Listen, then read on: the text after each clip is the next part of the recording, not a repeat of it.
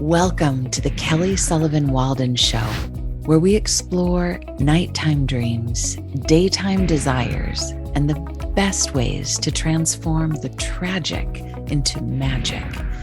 Because let's face it, we all dream, we all have our blessings, and we all have our challenges, myself included. And I don't want any of us to take any of those things lying down, if you know what I mean. I just wrote a book entitled A Crisis is a Terrible Thing to Waste. It comes out spring of 2023. And in the meantime, I'm excited to explore the topic with you, whether it relates to your waking or sleeping dreams, because we're dreaming all the time, people. So let's make it the best dream possible. I'm so glad you're here. Welcome. Samantha, Mercury is out of retrograde. Yay! Yay! Welcome everyone to the show today. I have such a full and beautiful show lined up for you today. You are going to love my guest, Samantha Fey, and we're going to be talking about the awake dreamer, which I know sounds a little strange because often we think of dreaming and sleeping, but Samantha is very aligned with me. I did a recent program with the Shift Network called The Way of the Awakened Dreamer, and I have a card deck called Awakened Dreamer. So Samantha and I are like sisters from another mister, and she's amazing. But let's start off with a little centering, just why not? And let's just turn within for a moment. Taking a deep breath, releasing and letting go of as much of any of the chaos and worry and hurry and flurry around us as possible. Let's just give ourselves permission to enter into that purified realm that's always available, always at hand.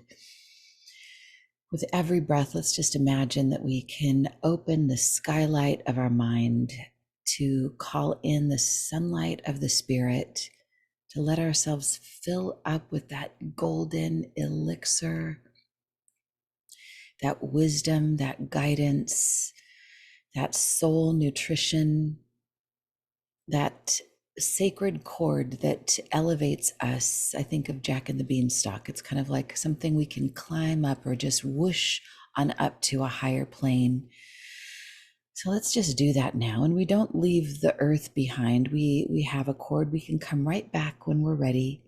But let's allow ourselves to elevate and awaken during this time together. And let's just recognize that each of us is here on purpose, whether you are live or virtual and later after the fact. We have all been summoned here for a sacred reason, to hear something, to feel something, to know something, to shift something, so that we may be a better, brighter, more awakened dreamer version of ourselves as we move forth into our day. So I'm just grateful in advance for the wisdom of Samantha Fey, her powerful, powerful book, and all that will unfold today. And with this, I say, thy will be done from the highest place, for the highest good of all. And so it is. Amen. A woman, our dreams. Samantha. Thank you. Thank you so much. Okay, so for those of you who don't yet know Samantha Fey, let me just read you a little bit of the mini version of her bio. Samantha Fey co-hosts 2 popular podcasts, Psychic Teachers and Enlightened Empaths, both of which teach listeners how to embrace and celebrate their innate sensitivity and gifts. Samantha Fey is a Reiki master who writes and teaches about crystals, Reiki, healing, and intuition. She's worked as a freelance writer for several publications, including BeliefNet, Body, Mind, Spirit, and the Wilmington Star News. For more info about her, you can check out her website. It's samanthafey.com. That's Samantha, Samantha, and then Fey, Fey.com, like a fairy. SamanthaFey.com. Samantha, welcome to the show. Thank you, Kelly. I'm so happy to be here. Thank you for joining me. I've thoroughly enjoyed every single morsel of your book, The Awakened Dreamer. Oh my God, it's so wonderful. And let's start with The Awake Dreamer. Sorry, Awake Dreamer. Tell everyone a little bit about how you came to write this and like how it all started for you. Sure. So, first of all, I did want to call it the awakened dreamer because doesn't it roll off the tongue more easily? Maybe, I don't know. Yeah. It's one less syllable. I mean, I think No. the fewer the syllables, probably the better. It But doesn't- my lovely editor said awake dreamer was better because what the book talks about is how when we're sleeping, we're not really sleeping. Our body is sleeping and our mind is sleeping, but our soul is awake and possibly traveling and journeying to different dimensions, possibly the other side, and doing all sorts of wonderful things. So I've always had a very rich and vivid dream world. And when I was a kid, I would bug my family with my dreams and they'd kind of roll their eyes. And so I learned to kind of tamp that down. But then in my 20s and early 30s, I started to notice that more and more of my dreams were coming true. So I started paying attention to them. I started recording them and working with them. And some really significant things started to show up in those dreams. And so I started sharing them on my podcast. And then listeners started emailing me about their own experiences that were similar: precognitive dreams, past life dreams, dreams of loved ones on the other side and their pets meeting them that had passed on. And I thought, wow, something is going on here. I had these recurring dreams. I still have them where I'm at this little cafe and the ocean is right behind us. And often I'm giving readings or just talking to people. And those I didn't share because I don't know, there's nothing very thrilling about them. They're just this Mm, repetitive thing. And then I started getting emails from listeners saying, I feel like I met you last night. You were giving me a reading, and there the ocean was behind us, and we were sipping tea at a cafe. And when that kept happening, I thought, oh my gosh, like what if I really am somewhere when I'm, sleeping and I'm meeting these listeners? So I started to do research and found out I am far from alone and my listeners are far from alone. We all have these experiences. They have been recorded throughout the centuries. And I just thought, wow, if I don't know that, maybe other people don't know that. So I tried to put together a book that was grounded in a lot of research and some history and some, just some practical things so that people could understand what I was talking about. But I also include a lot of personal stories and stories from listeners and some exercises too. yeah, it kind of hits all the places on the palette. It's got, I love your personal stories, and you do bring in all of the background, and you are also a Robert Moss person. So I Love his just work. quote him all the time. I know I love him so much. I thought all of your stories were great, but it was really interesting when you had the recurring dream about someone being shot. Shot. Yeah. Talk about that dream. That was really what started all of it for me. I had just gotten my first Reiki degree, my Reiki 1. So if anyone doesn't know what that is, it's a form of hands-on healing. And I was so new to all of that, like what is Reiki? I didn't even know how to pronounce it. So I had just Reiki, rice right. cakes. So I had just taken that class and she told us to meditate every day for 21 days while doing the Reiki hand positions. And every time I would meditate, I would visualize myself in this crystal cave and I would see this image of a bullet hitting someone's neck. And so I thought, well, this meditation thing isn't for me. So I stopped meditating.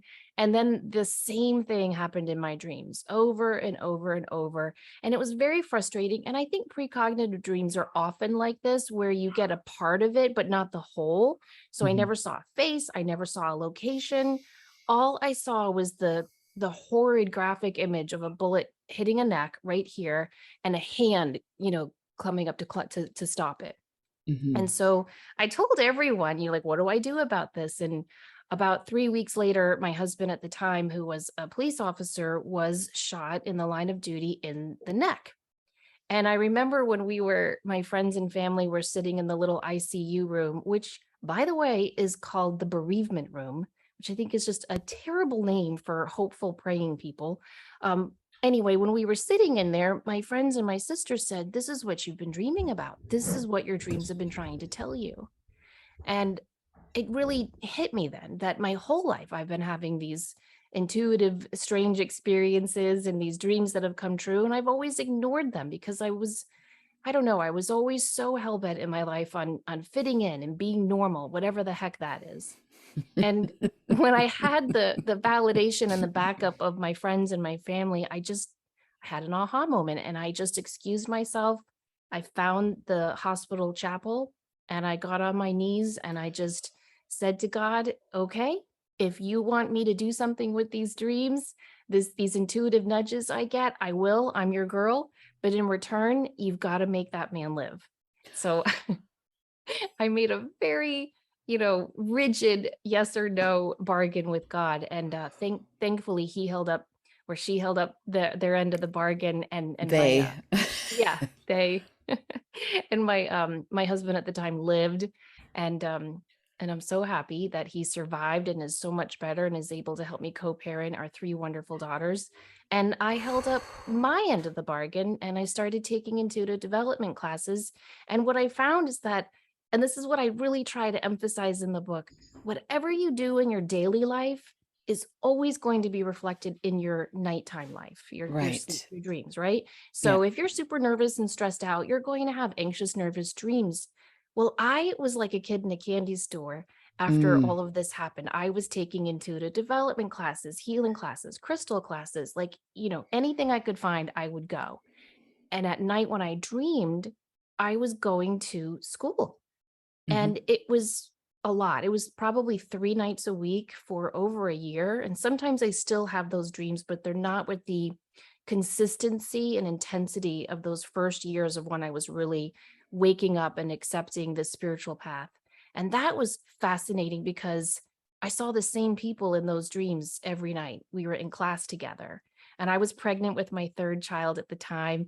And there's other woman who I, knew in the dream, she was pregnant too. And she knew she was having a boy and I knew I was having a girl. It was like a whole nother world going on, while I was sleeping. And it was wonderful and exciting, but at the same time, I think sometimes those spiritual awakenings can be so hard because I would wake up and I would tell, I'd call my friend, I had the most amazing dream last night. And she'd listen and then she'd say, well, when we pick up the kids from school, do you want to meet at the park? Right. Thud. Yeah, yeah. Yeah, so then what did you do? How did you start to, what was the steps toward building some community in your show Well, eventually? yeah, what really helped a lot was taking those intuitive development classes, and I made some friends there. And a couple of us started our own group called the Seekers, and we met once a month. And it was great because we would hosted it like a book club. Like one month it would be at my house, the next month it'd be at your house, and we'd all pick a topic to present on. So sometimes someone would present on chakras, and another month someone would present on meditation. And when it was my turn, I always presented on crystals. And so they started calling me the crystal chick. The So crystal chick. Oh, the that's crystal funny. chick. And so that helped a lot to provide community and support, but I still wanted to find more of that. And that's what led my friend Deb and I to start the Psychic Teachers podcast.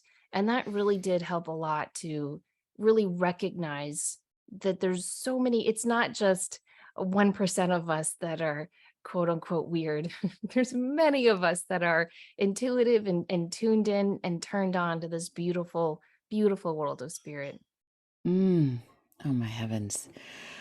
Wow, you bring up so many things that I want to explore with you. I would say probably most people watching or listening to this, they are on the path in some way, shape, or form. They've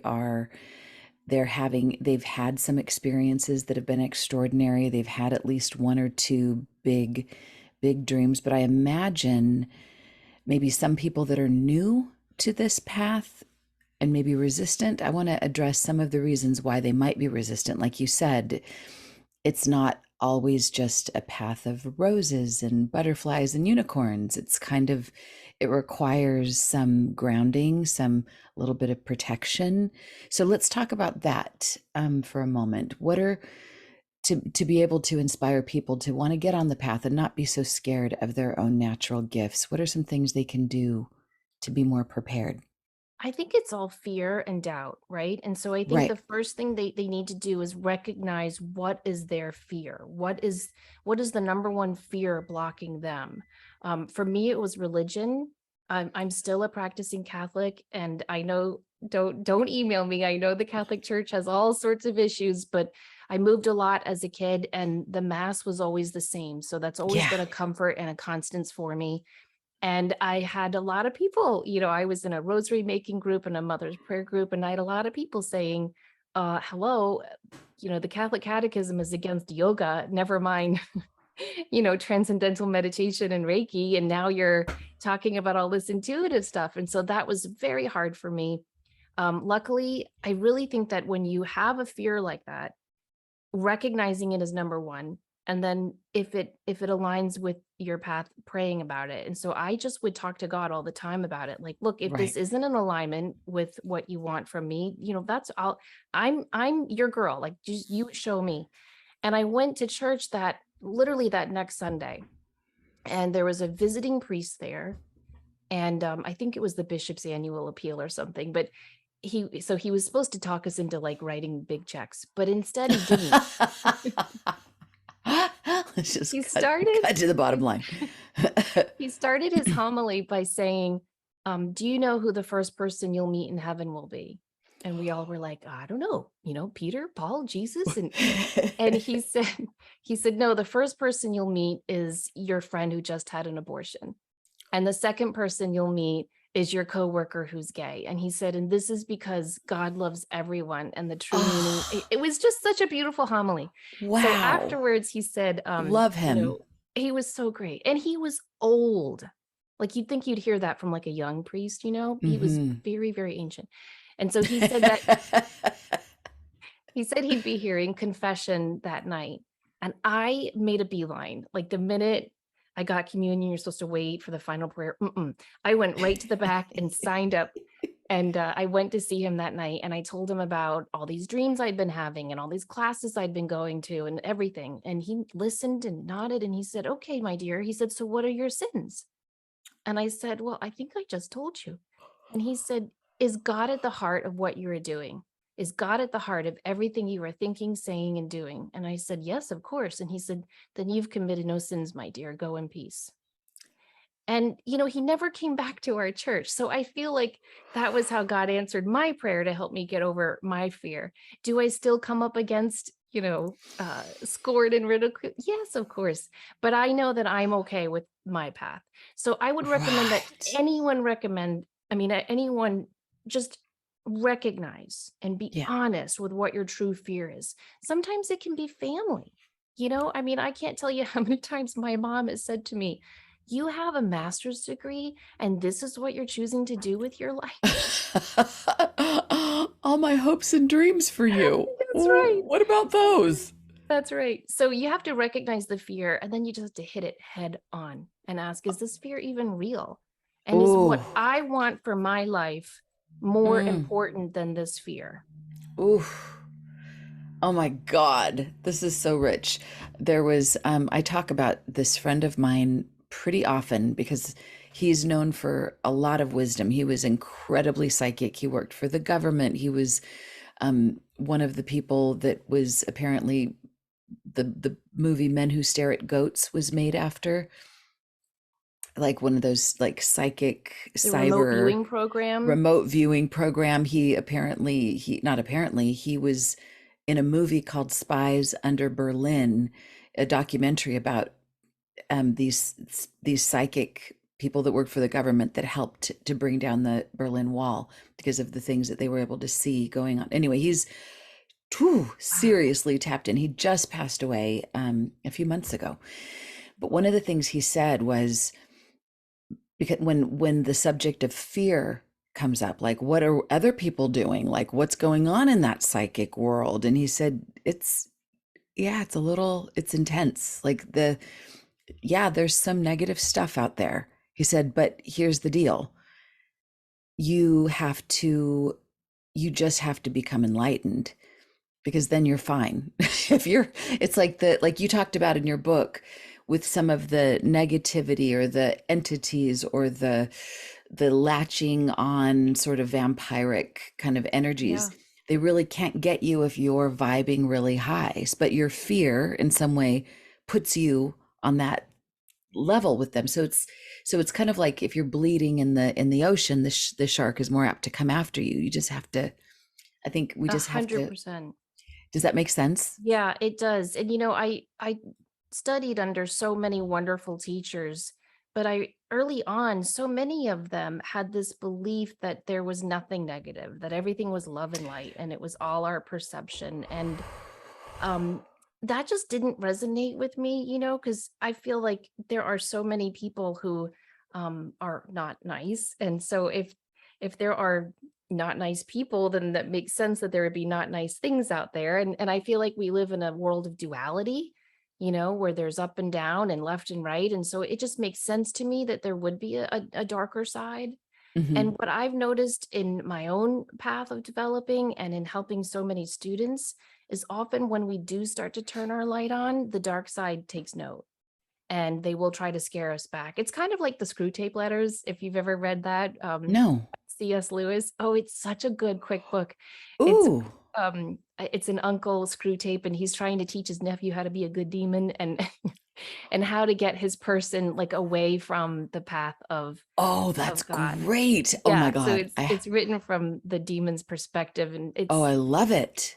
I feel like that's it's really inspiring. But anyway, I feel like that's really what happens. And so when I talk in the book about psychic vampires or shadow beings or the hag syndrome, I have not experienced the hag syndrome, but I have friends that I know, that I trust, that are highly educated, very grounded people who have experienced this thing where they wake up, they can't move their body, and they see a scary thing sitting on top of them. And like I said, I have not experienced that. That does not mean it's not Let's real. hope you And don't.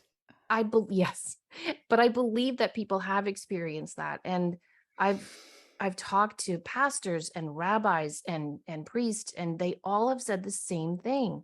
It usually happens when someone is just getting into their faith, whatever that looks like for them. Mm. And so I think there is a little bit of a battle going on. I think it's and I wonder what you think about this. The book that I have coming out in January, it's right over there if anybody can watch this. It's A Crisis is a Terrible Thing to Waste. In it I have this process that I lead people through called OGLE. It's stands for what's offensive, what's good about it, what's the looking glass, like how do you see yourself in that, and then how can you elevate? And I noticed for myself, and this may not be absolutely empirically true, but it seems like in my experience in being on this path for a long time, even if there is some other entity, if I take, just like in a nightmare, if it's a nightmarish dream, if I look at the perspective that everyone and everything in my dream is an aspect of myself, it's just kind of, what if it is? And if I look at that hag, for example, as part of what's in the looking glass of myself, where am I a hag? Where have I been witchy to myself? Where I can find it. And when I Yes. find it in myself, even though that's like swallowing a bitter pill, because who wants to admit there's an inner hag in there? It's like, no, I'm just full of crystals and light and rainbows and unicorns. And that's it. But it's like, everything's here. Everything, I believe that we live in a hologram.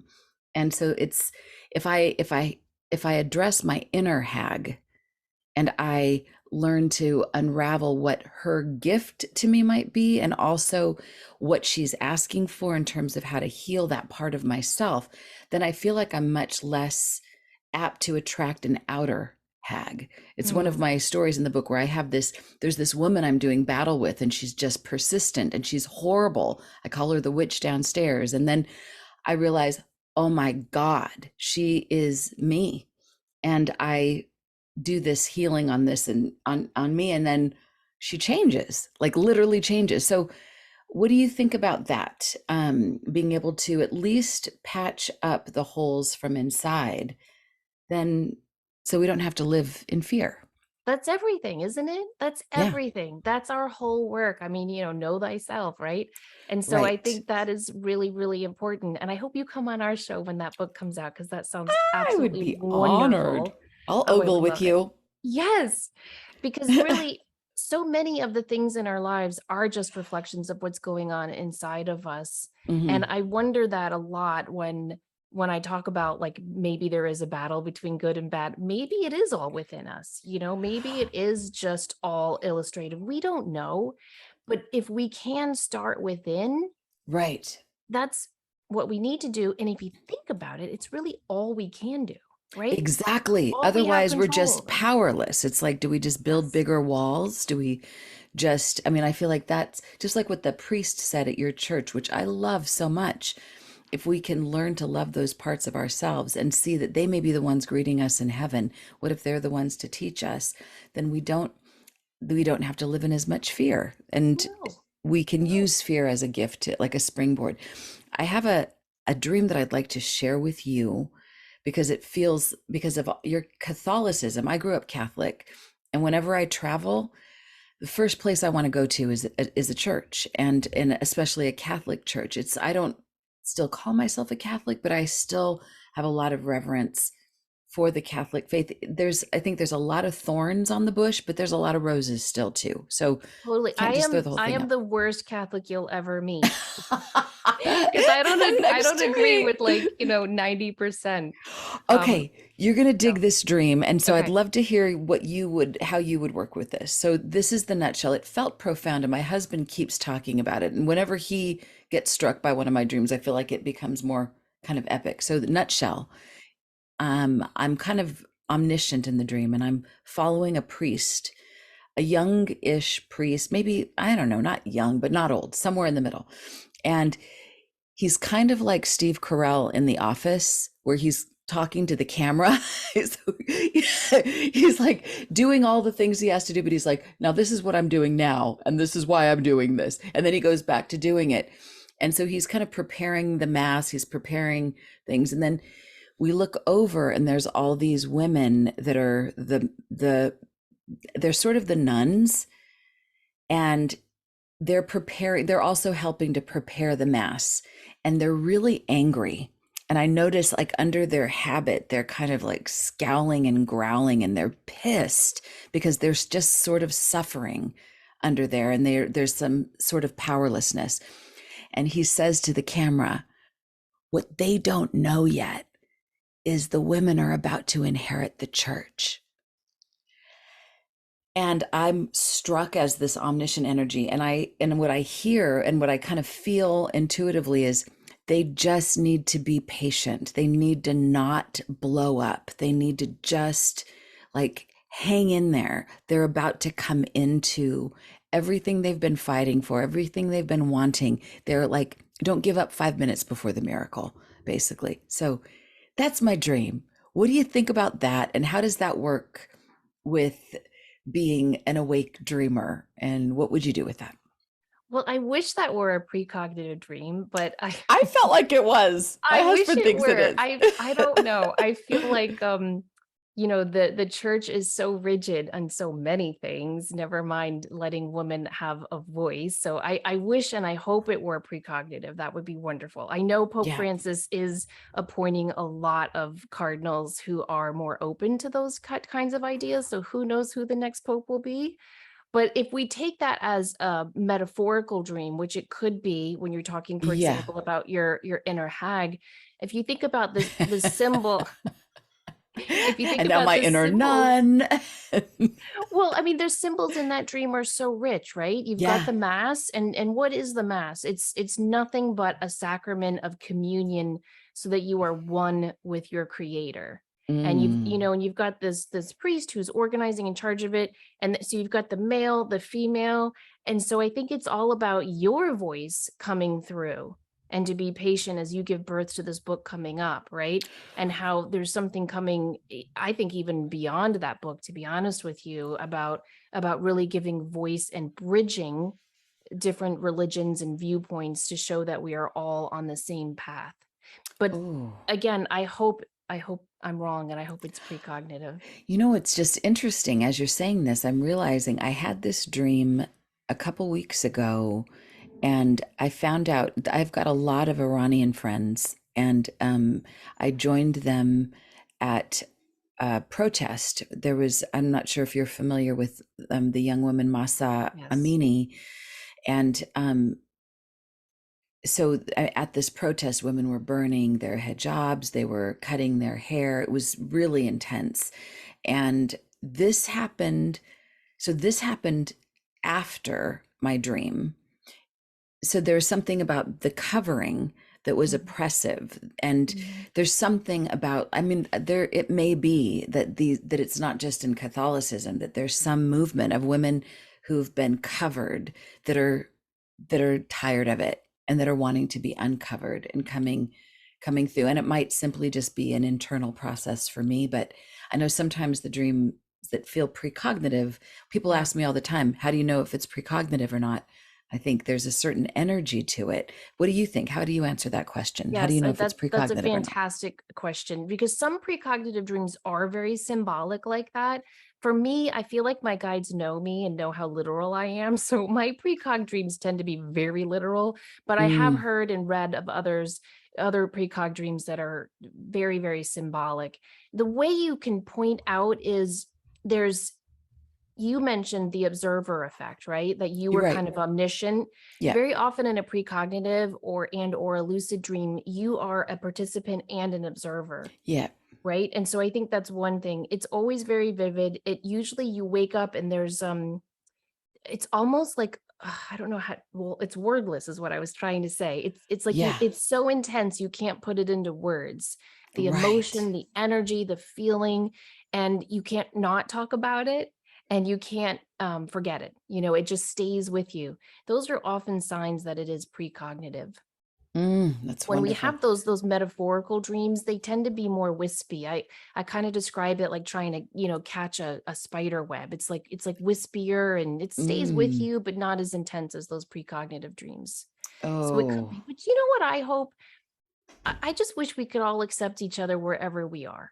You know, yeah. I have when I used to teach English, I had a lot of students who wore the head covering, Hmm. and they were wonderful, smart, amazing women. Yeah. And that was so important to them to be able to wear that. And Right. I wish If we they could, really want if it, you then I think want they to, should. you should Right. wear it. If you don't. I wish we could get to that Or point, if there's a piece of hair that sticks out of it, then so be Yeah. it. Yeah. So, one thing, I mean, there's so many, you and I could talk literally for years and years and years and never ever get to the bottom of it. But one thing I want to bring up, because if people are watching and or listening in close to real time, we're in October and we're coming up on Dia de los Muertos, Halloween, and this time where it's believed that the veil is thin.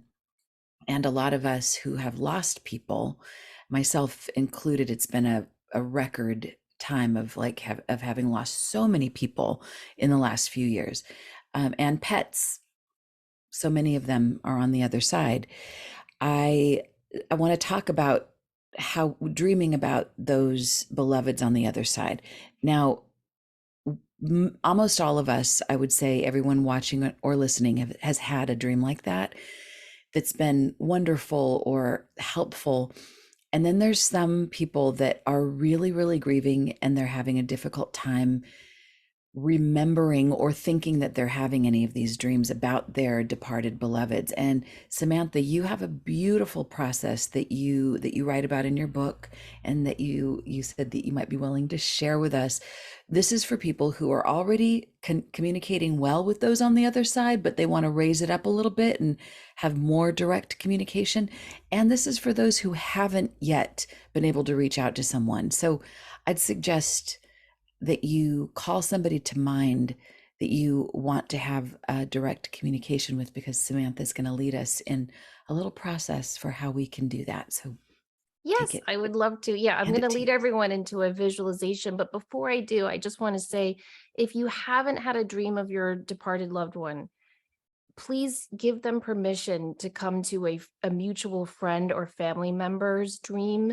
Oftentimes, they are trying so hard to connect with us in a dream, but it's our grief that puts up a barrier, a wall. And so if you tell them like, hey, cousin Anna loves you too, but she's not grieving as intensely, come in her dream. Just a little suggestion. Right. And don't be upset if somebody comes to you having had a dream about them. Yes. One of my dearest friend's partner, her father passed away, and I had a dream. I had no idea that it had anything to do with him. It was about being in this Shakespeare on the lawn kind of a thing. And this man named King Richard was performing a soliloquy, very Shakespearean, but he kept forgetting his lines and he was just a really bad actor. And I was like, God, this guy's not very good, but he's kind of funny. And it was just, and I shared the dream with them. And she burst into tears and said that every year her and her dad went to this Shakespeare festival, and his favorite Shakespearean play was Richard III, and he kind of fancied himself like the King Richard, and it was like, anyway, there was more to the dream, but she was like, "Why did you have the dream and not me?" So sometimes I had no clutter in the way. I wasn't heartbroken. Right. I loved what you Oh, said. that's a beautiful story. Thank you for sharing that. Okay, so for this visualization, if it is safe for you to do so, feel free to close your eyes or just listen and try to remember this for when you're falling asleep tonight. But I would love for you guys to just close your eyes gently if you can and imagine that you're walking down a beautiful empty beach and really allow yourself to be in this moment. Feel the warm sand crinkling between your toes and feel the sun beaming down on your face. And as you're walking down this beautiful sandy beach, maybe you pick up a seashell, maybe you hear the birds flying overhead. With each step, you feel more and more grounded and connected to your source, to your purpose, and to this moment in time. And as you walk, you notice that to your right, where the ocean is billowing in wave after gentle wave, there's a beautiful long dock.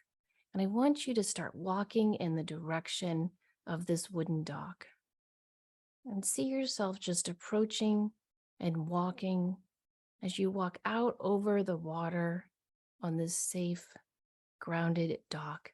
And as you do, think about anything in your mind right now that is stressing you out or weighing you down, any to-do list you have, and picture yourself just pulling those emotions of energy out of your body and toss them off the dock into the flowing water, just letting it all go.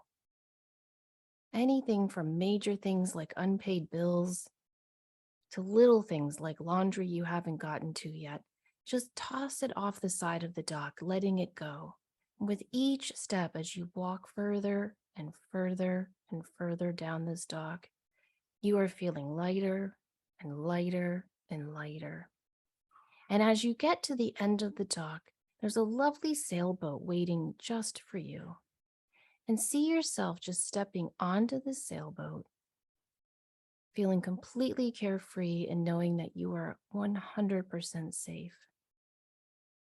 And feel the sailboat setting free from the dock, knowing that as it sails across the calm ocean water, it is taking you to the other side where you can meet with your loved one and share a message or a hug or just a moment in time with them.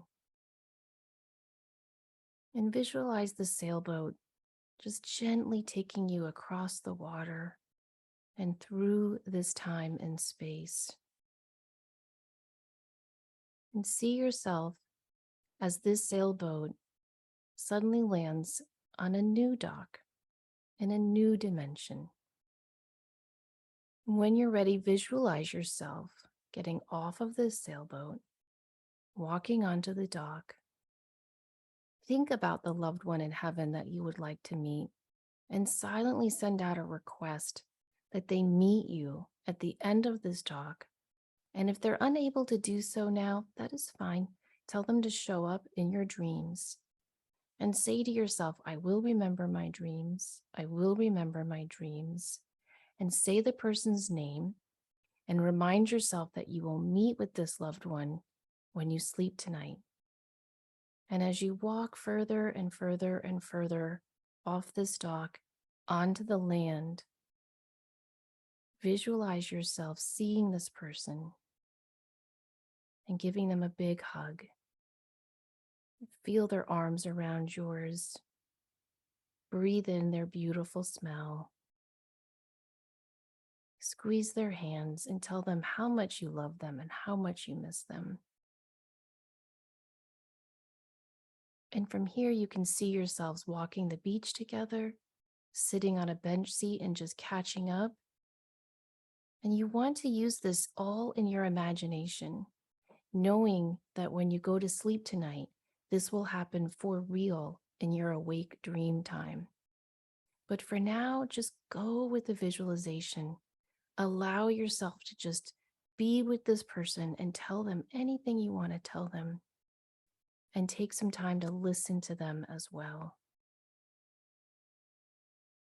And when you're ready, when you can pause this, or you can just remember this for later. When you're ready, what you always want to do at the end is give them one hug goodbye, knowing you can come back here anytime. And visualize yourself getting back on that sailboat and sailing over that gentle, calm ocean, waving goodbye to your person, knowing they are not far away, knowing they will come again in your dreams. And see yourself going back to your original dock, grounding your feet again onto the wood platform of the dock and coming back onto the sand, back into your body and back into this moment. You can open your eyes when you're ready. Samantha, that was beautiful. Oh, good. That was, it wasn't too long. Oh God, it could have been a lot longer.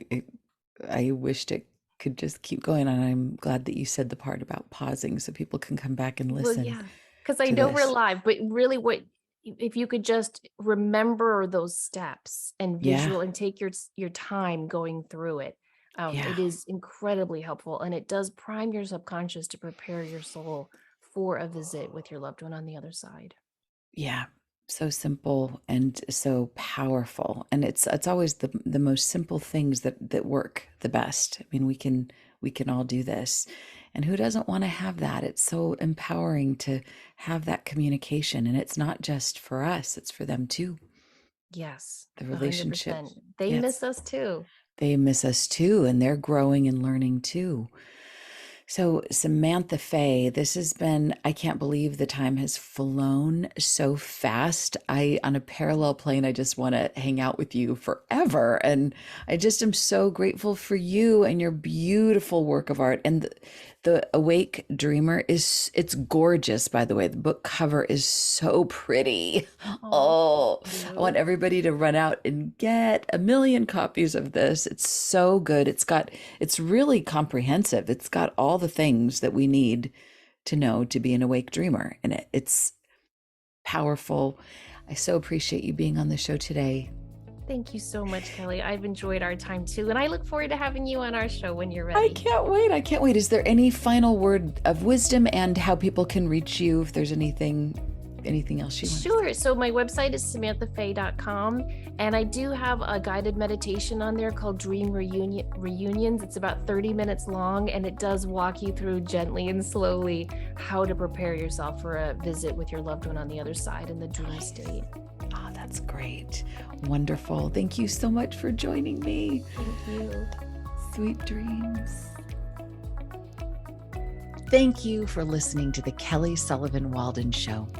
If you enjoyed this episode, take a moment to like, subscribe, comment, and share it with your friends. My show can be found on Apple iTunes, YouTube, Google Play, Spotify, and wherever you get your podcasts.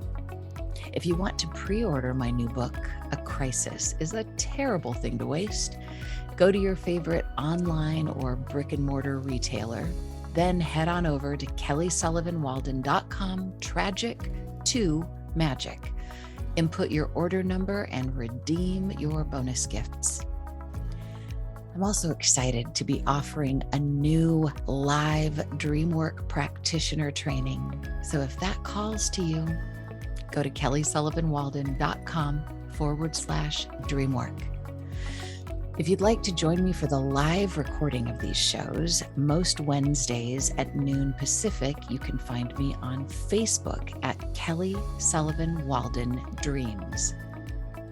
If you have a question about your dreams or about how to transform your tragic into magic, email me at kelly@kellysullivanwalden.com.